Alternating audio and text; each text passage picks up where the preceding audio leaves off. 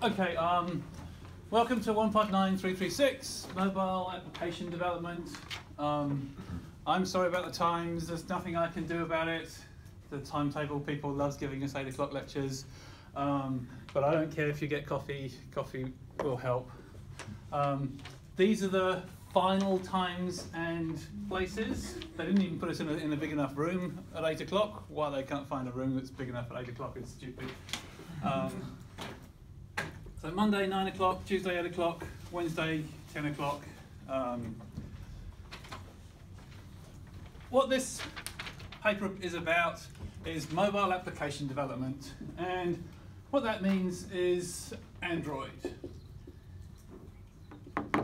It's all just about Android. We're not going to be doing anything else, and it's writing apps for Android. So the prerequisite is 234, and the reason for that is because most Android code is Java. So you really need to know some Java to be able to do this.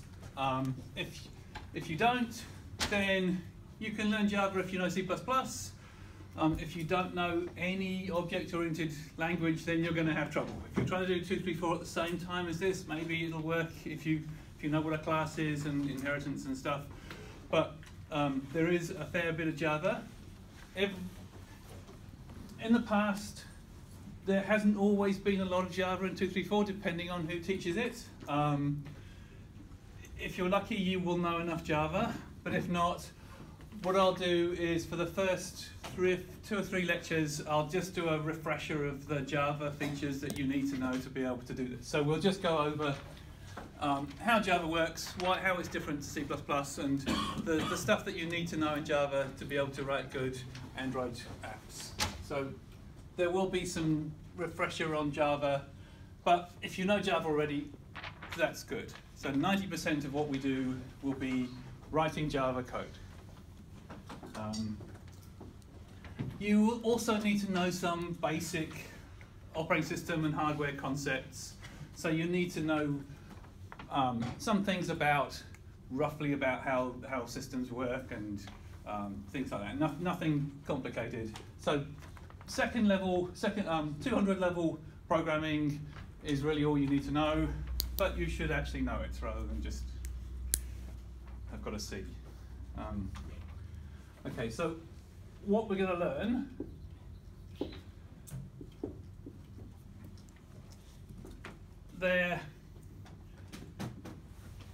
there's about 6 different topics that we're going to look at. So the first is an introduction.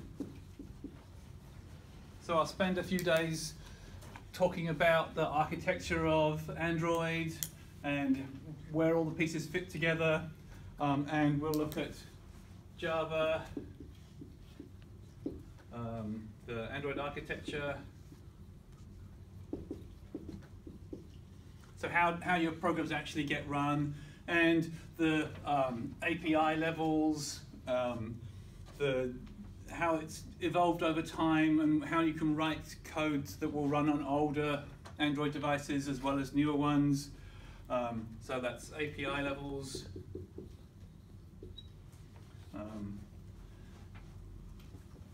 And we're going to be using Android Studio to do everything. So we'll look at how that works and how you can debug things and run the emulator. And so that's debugging.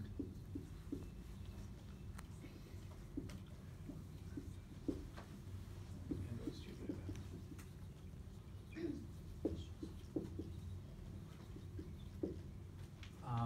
Android Studio may or may not be installed in the labs. Has anyone seen if it's installed in the labs? Most people don't use the labs now anyway. It runs on any operating system, Windows, Linux, OS X, so you'll be able to work at home. You don't need an Android device. I'll talk about that in a minute. So that's the introduction, and then we'll look at some app basics, which is about a simple app that has just one component that shows you a screen that you can interact with.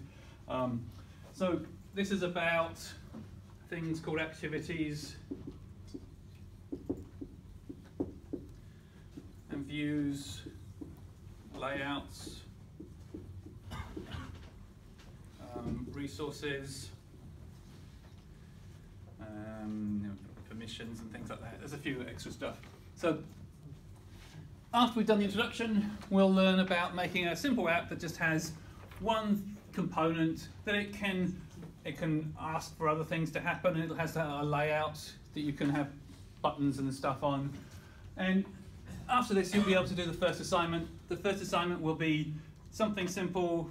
Last year it was a dialer for a phone, so you have to make the thing that has the buttons on that you type the numbers in, or people used to type numbers in to start make phone calls.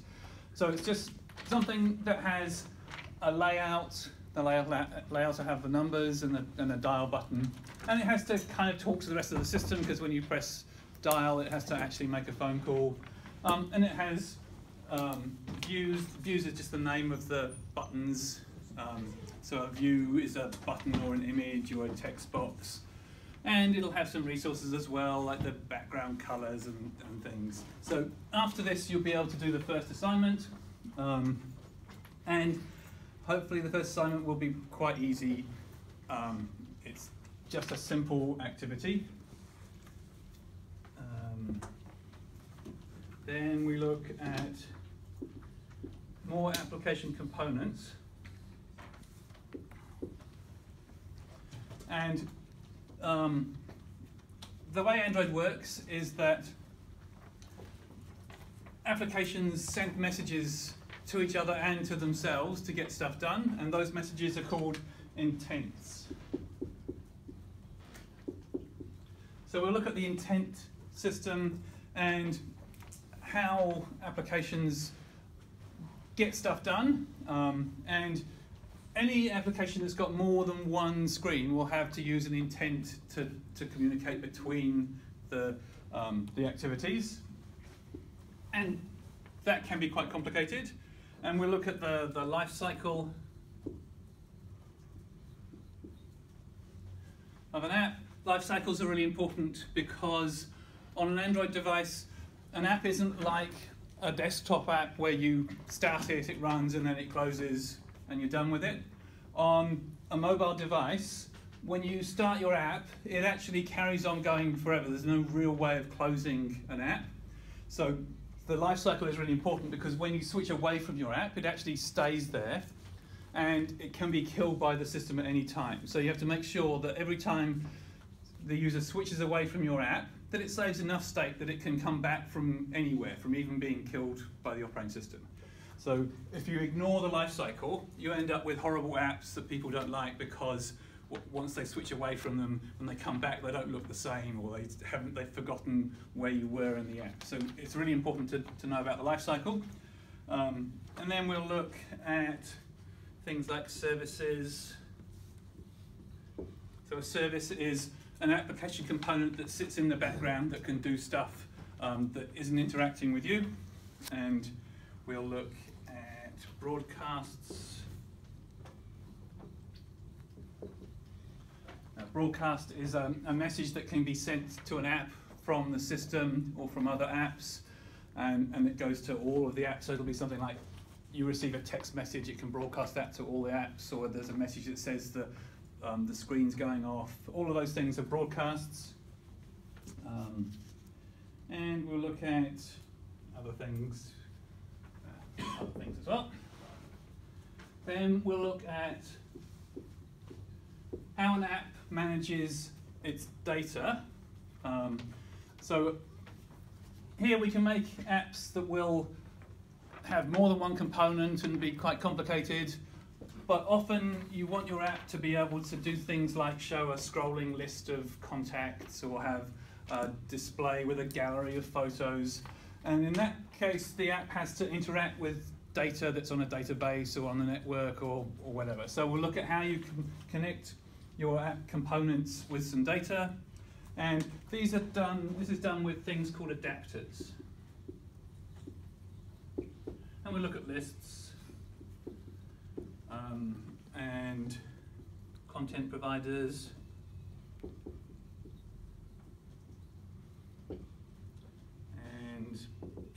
of stuff as well. And at this point, we'll be able to do the second assignment. And the second assignment will involve all of these things. Last year, the second assignment was a gallery app that showed you your photos in a gallery, and you click on a photo, it opens the photo up.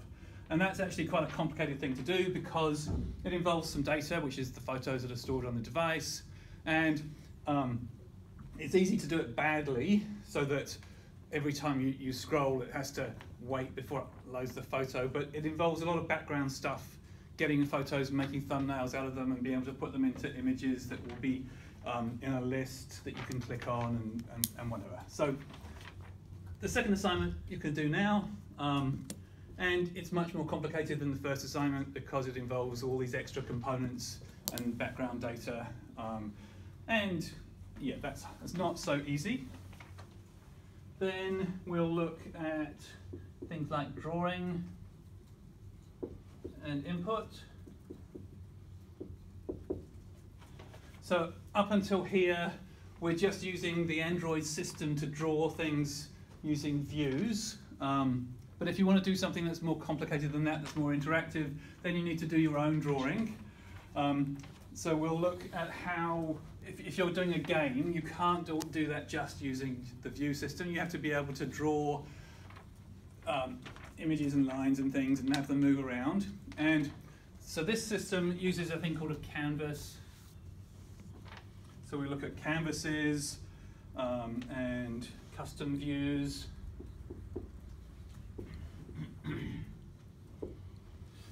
And animations.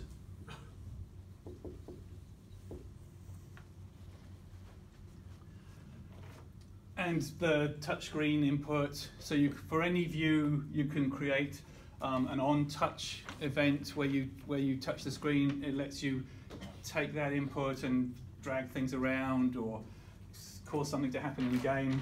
So at this point, we can draw things on the screen quite easily.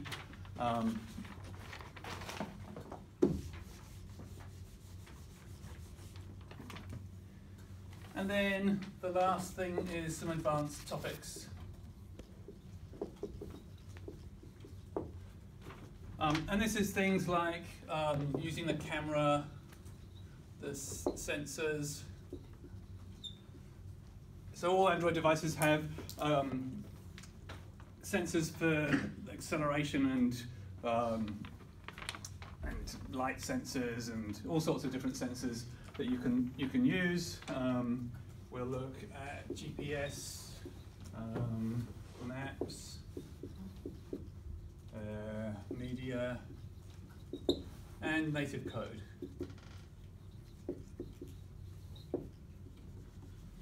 So while you write most of your apps in Java, it is possible to have native code in there as well. So if you want to use another language, then you have to put the parts, you have to compile the parts of the other language into native code, and then call it from your Java code, which is pretty horrible, but it's not impossible. By the end of maybe here, I'll give you the third assignment, and the third assignment is always write an app. You can write any app you like, and by here or even here, you should have a rough idea of what the system can do, and it's up to you what app you write. I say people can do anything at all they like, but maybe no porn and nothing that's offensive in any way. And by the end of the paper, you should have an app that you can publish on the Play Store if you like. So the Google Play Store lets people publish apps. It costs about $50, I think, to register for as many apps as you like. After that, it's free and it's easy to publish stuff. No one checks what you're publishing, and people can buy your app or they can download your app and play it and give you money. So the idea is at the end of this paper, you will be able to sit down and write any kind of app that you like. So last year, there were a few games, there were lots of fitness trackers, and people did some quite cool things. So during the first few weeks, if you can try and think of something interesting that you want to do as an app, then that's fine. And to mark them, I'll just run them all and look at the code and see which ones look interesting. Don't just copy stuff off GitHub or from existing code and tutorials. That's not the point of the third assignment. If you do that, you're going to get no marks. And it's easy for us to check whether you've copied something straight off GitHub, because I just go to GitHub and I take some lines of your code and put it into the search and it finds it every time, right? So you can't do that. If you do that, I will know you will get 0 marks. Right? So you've got to write your own app, even if it's a rubbish app. If it's just something simple, it doesn't matter, it'll get better marks than something that you've just copied off somebody else's code. Right, so, who am I? Okay, my name's Martin. I'm in INMS 3.24. You can come and see me anytime to discuss your exciting app ideas, but they're for you to do, not for me to do. Send me an email whenever you like.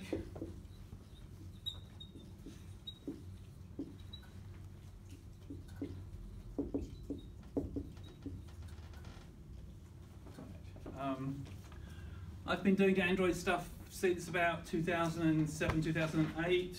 I actually did the first port of Android to a third-party phone even before the first Google phone was released. I had it running on some hardware. I've got a fairly successful app on the Play Store that is a camera app that people download.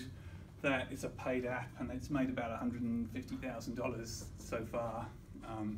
You don't have to buy the app for the paper, but I will show you some of it, and I'll show you some of the things, how it works roughly, but not exactly.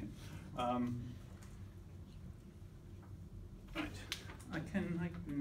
maybe I'll show you that in a bit. So the next thing is why we want to do this.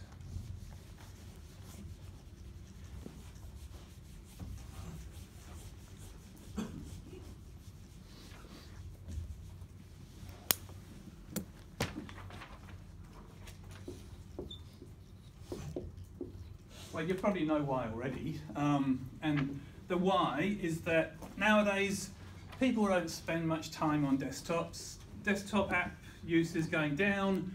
People spend all of their time on their mobile phones. And if you can't write mobile apps, then no one's going to be using your applications.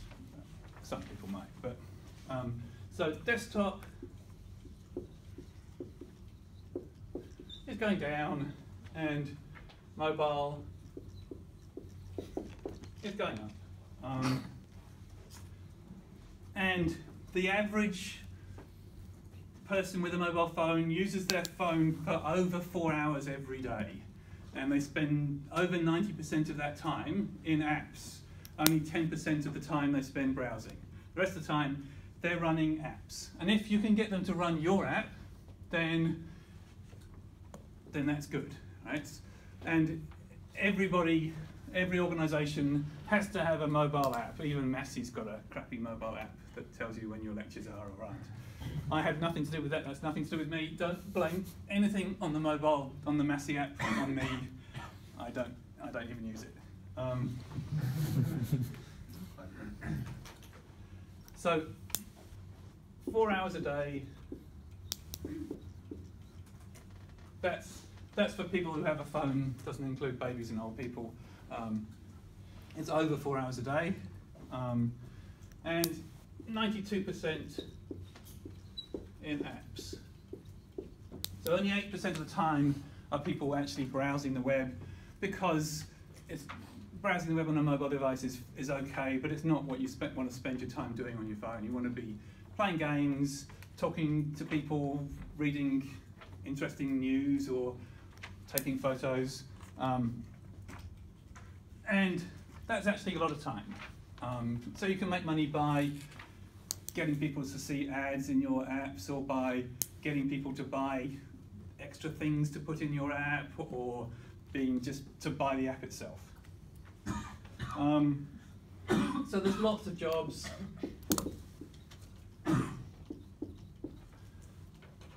Quite a few of our former students have got jobs working for companies doing mobile apps. There's some people who wrote the TVNZ mobile app, which is a bit rubbish, but they still got a job. And there's a whole bunch of students who are just writing mobile apps for Android and for iOS. It might be not as popular as it was a couple of years ago when everyone needed a mobile app, but there's lots of jobs doing this.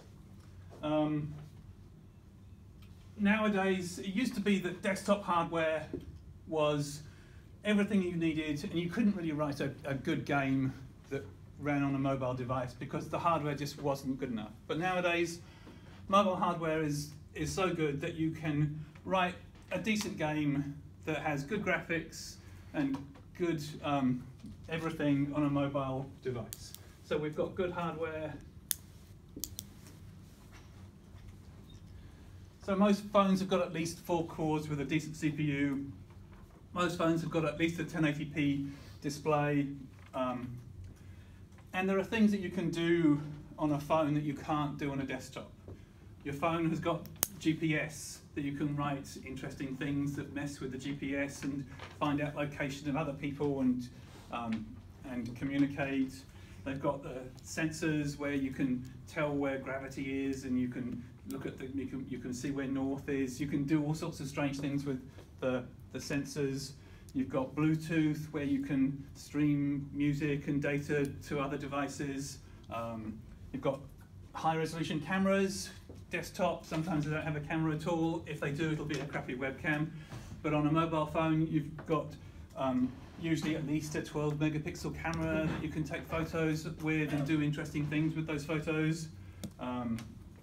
So there's lots of good hardware and also good, interesting bits of hardware that are attached to the phone that you can do things with. So why Android?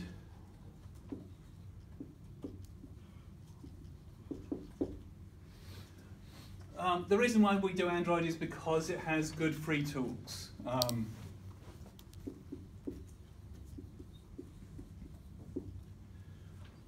All of the development tools are free and open source.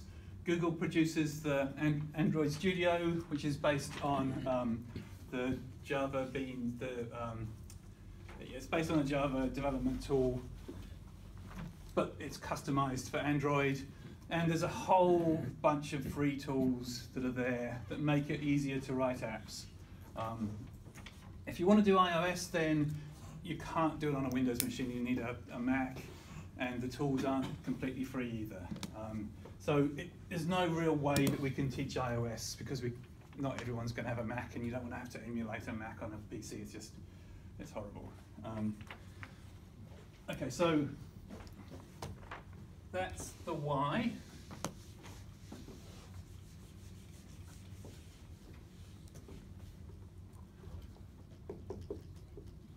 Have I done how? I'll do another how.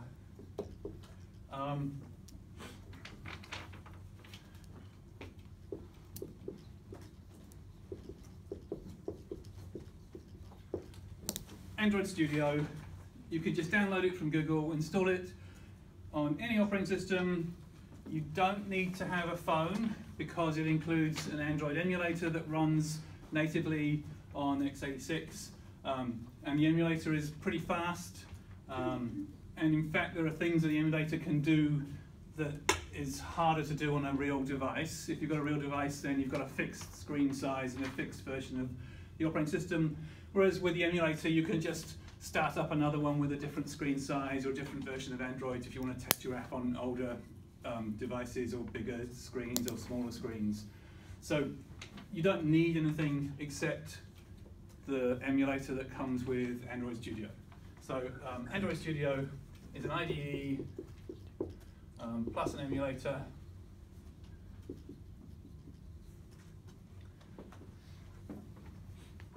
If you want to use a phone, if you've got one already, then that's fine. And then for certain kinds of apps, then it's easier to have a real device. If it uses GPS, then you can emulate the GPS on the emulator, but it's not the same as having a real thing that you can take around.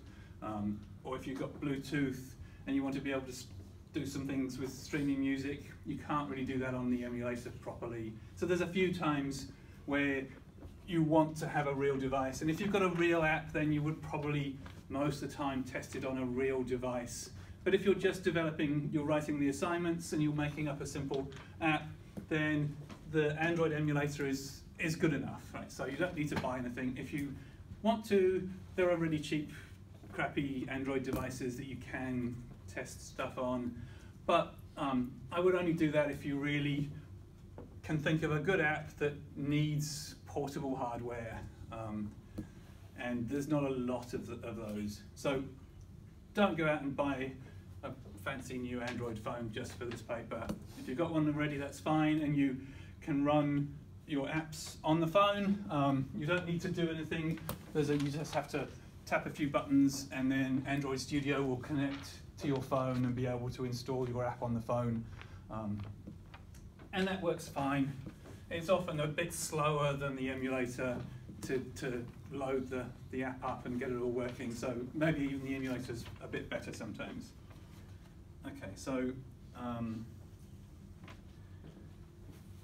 we've got the emulator. I don't need to write anything about that. What about books? The problem with Android is that it changes pretty regularly. Every 6 months or so, there's a new major or minor version of the operating system. Every year, there's a new, completely new version of Android, and every 6 months, they update that. At the moment, we're on Android 8.1, and Android 9 will probably come out next month. Each version of Android has got a name that's named after some food.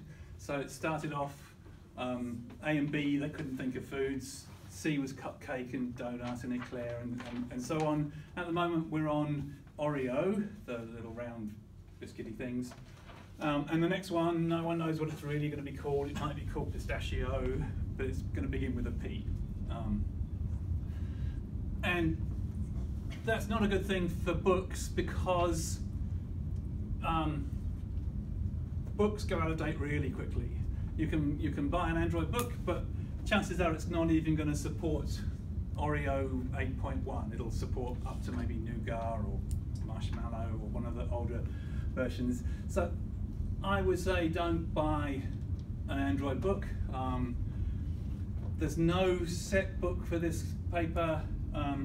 The only thing that I might possibly recommend is a thing called the Busy Coder's Guide.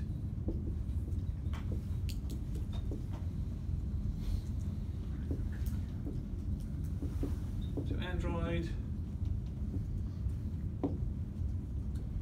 And this isn't too bad because it's really an online book. It's a PDF, but it costs $20 to get the latest version, or you can download it for free for some places. And you can get older versions of it for free.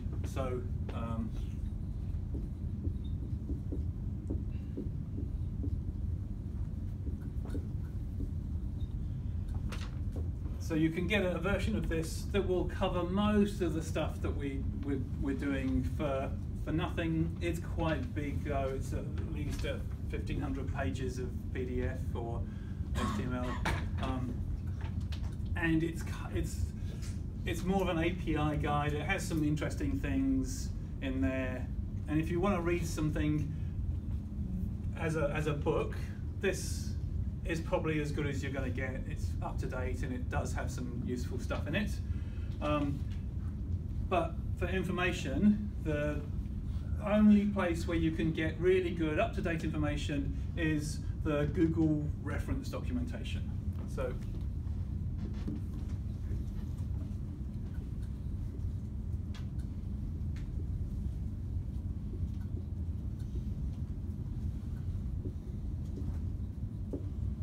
and that's at developer.android.org.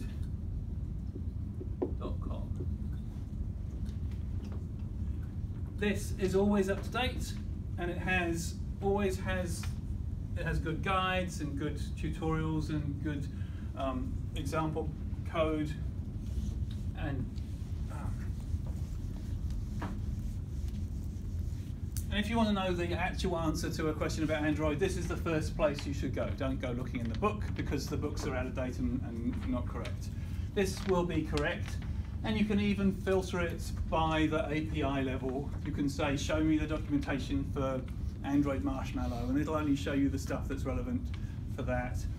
If you just go to it, by default it shows you the documentation for the current version of Android, which is 8.1. So some of that will include things that won't run on older devices.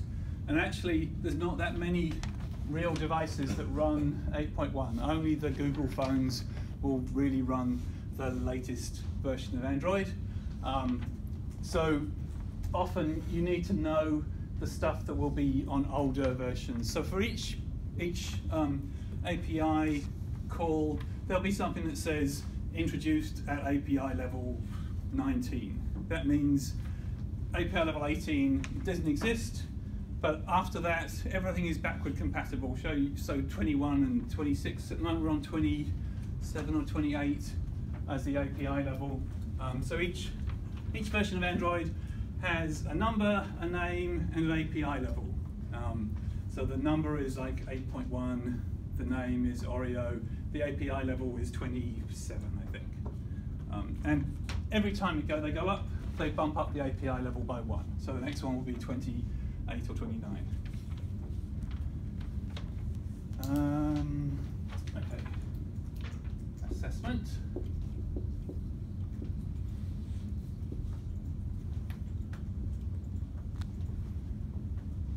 So 3 assignments. So assignment 1 is worth 10%. And this is a simple app with 1 activity. And it'll probably be the same as last year, a dialer. Second assignment is also 10%, but it's a more complex app with multiple activities. We'll call it another app. And possibly it'll be the same as last year, a gallery. The third assignment is worth 20%, and this is any app you like, within reason. So plan for that, because it's worth a reasonable number of marks, 20% of the whole course. You can go wild. Don't spend all of your time on it, but spend a reasonable amount of time thinking about what app you want to write. And by the time we've covered all the material, you should have a good idea of what can and can't be done. And you can write a game, you can write a simulation, you can write a Facebook, you can write anything you like within reason. The exam is 60%. And last year was the first year we taught this paper, so there's last year's exam. I also wrote a practice exam for last year, so there's 2 past exams. But the exam asks you questions about app development on Android.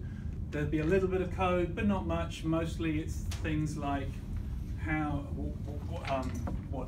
what's the life cycle of such and such, how does an activity do such and such, how do you open the camera and take a photo. So it's all about understanding how the system works and being able to answer questions in the exam. If you do the assignments, then the exam will be easy because you'll have done everything. So like one of the question might be, how do you use data in an adapter to load photos into a gallery, and why do you do such and such? Then if you've done the second assignment, that kind of thing is easy. Right.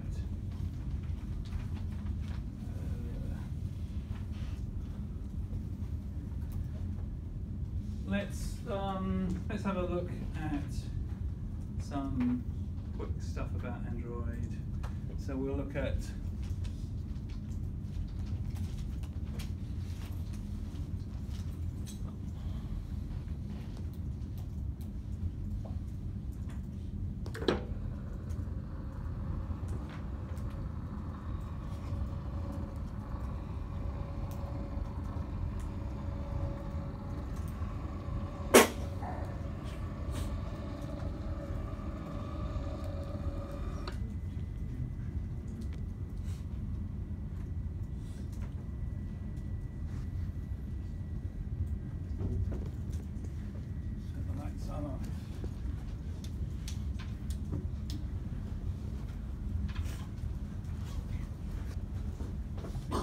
this is developer.android.com, and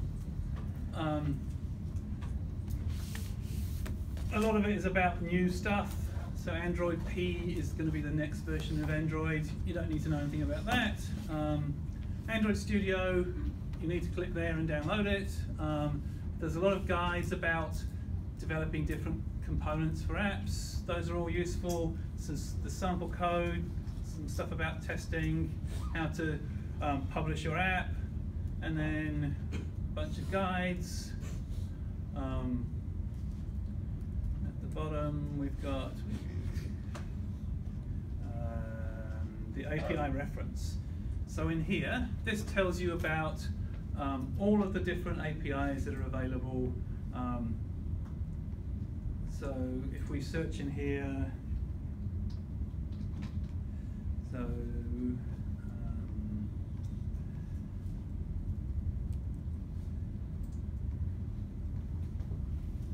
this is the API level for an activity.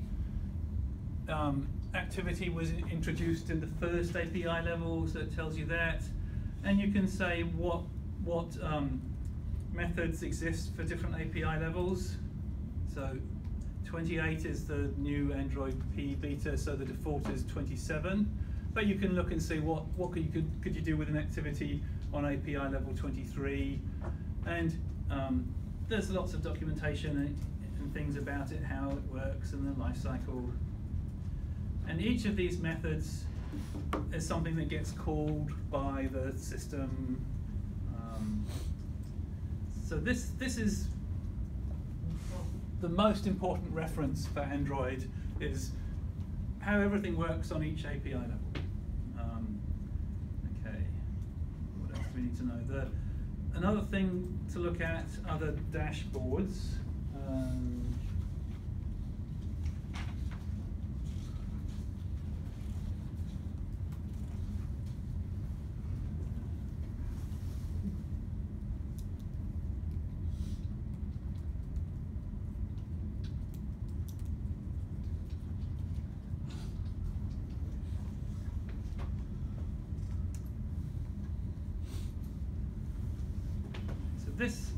The Android dashboard tells you about the current state of the platform in terms of how many devices run each version of Android and what can you expect to be out there.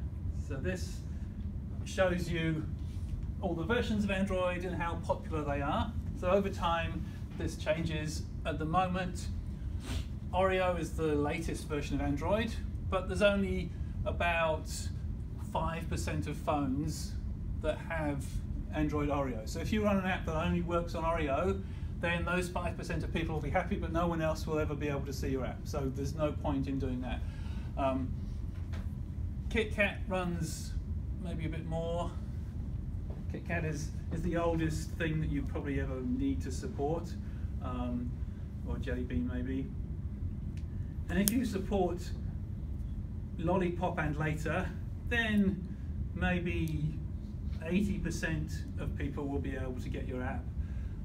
So when you're deciding how far back to take things, you need to look at this and say, oh well, I don't need to bother supporting Jelly Bean because that's 90% of everything, so I'm fine. And this relates to the API level. So here we've got the version number, the name, the API level, and the distribution. So only 0.4% of phones have ice cream sandwich, and only a few percent have jelly bean, but still 10% have Kit Kat, 20-something for lollipop, and then most phones are running these two here, marshmallow and nougats, about 50% of all devices. So if you support anything from here, then you're going to cover everybody. So API level 16 minimum, but maybe even 19 will do. Right, so when we write our app, we have to say there are two API levels that we have to specify. One is the API level that we've used to write the app, and that will usually be the latest one. And the other one is the minimum API level that it supports. So you can say, I've written it for API level 26. That means I can use the features from 26, but I also, the minimum level might be 16 or 19. That means that I've made sure that where I do use a feature that's not in here, then I test for it first, or I've used some support library to build in these things that exist here but don't exist up here. Right, so we'll look at that a bit more later. One problem with Android is that there are so many Android phones that have different size screens and densities of screens that if you write an app that just runs on your phone, then there's a good chance it won't run on somebody else's phone. So this is the screen sizes that are supported by the operating system.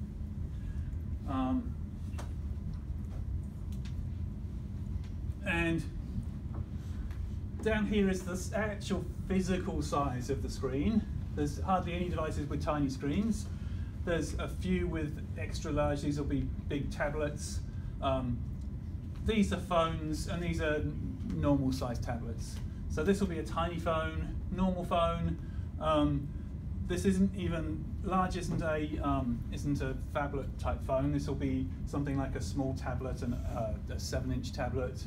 This will be a 10-inch tablet here, and across here is the resolution of the screen, and this stands for low dots per inch, medium dots per inch.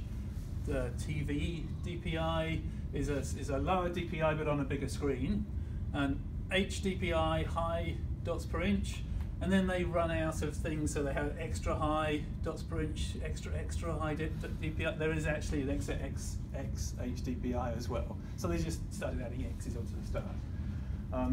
And most phones will actually have XHDPI or XX HDPI. So this is a 1080 screen. This is a 1440p screen, and you can even get 4K phones now too.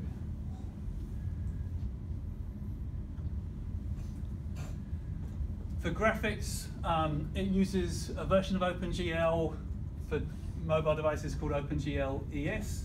ES stands for Embedded Systems. We're not going to actually do any OpenGL, but you can do it all from Java. If you want to write a fancy OpenGL app, that's fine. I'm not going to teach that because OpenGL was a whole paper. It would be a whole paper. But most phones will support OpenGL ES2, and that gives you fragment shaders and vertex shaders and all this, the basic stuff of the desktop OpenGL. And 3.0 and 3.1 give you extra stuff, things like compute shaders and extra things and more advanced shaders. We're not going to do that. If I do some graphics, it'll just be 2D, I'm afraid. And when you write an app, you have to specify what's the minimum version of OpenGL that it supports and what's the minimum API as well. Okay, got some time. I'll quickly show you. This is my app, and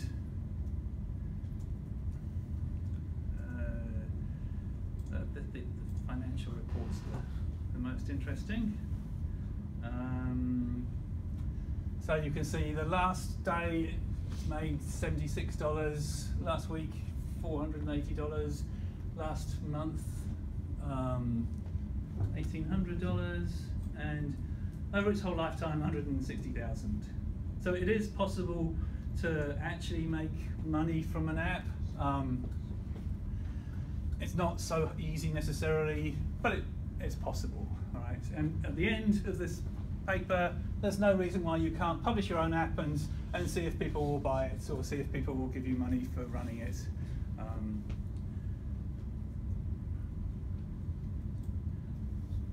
I'm not going to show you any more of that because we've run out of time.